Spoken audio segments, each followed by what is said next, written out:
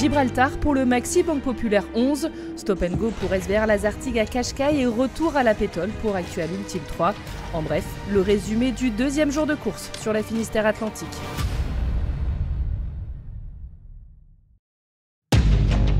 Comme attendu, les 5 ultimes se sont heurtés à cette fameuse dorsale anticyclonique au large des côtes du Portugal.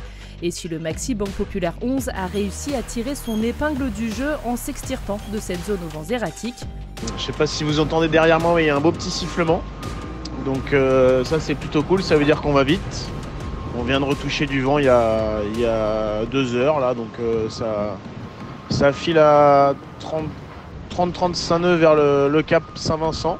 Notre position sur le plan d'eau est plutôt sympathique à regarder, donc voilà, ça fait plaisir d'être devant pour l'instant. Au petit jour, l'équipage d'Armel Lecléache s'accorde plus de 60 000 nautiques d'avance sur son poursuivant direct, le Maxi Edmond Rothschild, quelque peu handicapé par un souci sur le safran bâbord.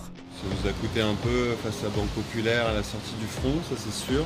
C'était pas le bon moment, mais voilà.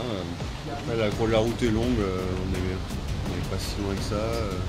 Il va se passer 1 million de choses en Méditerranée, donc c'est bien qu'on ait réparé le bateau. Actual Ultime 3 se retrouve lui empétolé à moins de 5 nœuds de vitesse. Notre target là, c'est de traverser cette dorsale le plus vite possible.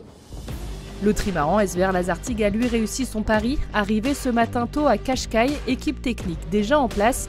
La grand voile a été changée en vitesse pour repartir aussi sec. SVR est flashé à 35 nœuds, bien décidé à rattraper son retard sur ses concurrents. C'est reparti.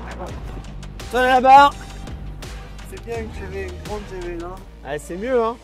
Pour Sodebo, la nuit a été compliquée, mais a retrouvé du vent ce midi. Voilà, donc on est un peu déçus parce qu'on a vu les 2 premiers bateaux ne pas s'arrêter et puis passer un peu comme des fleurs cette dorsale.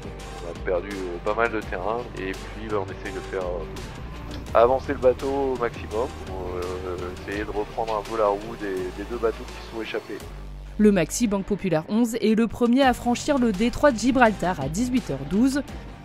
On est bien sorti de Gibraltar, après 14 virements de bord, 3 lieux à bord. Place maintenant au jeu des options en Méditerranée.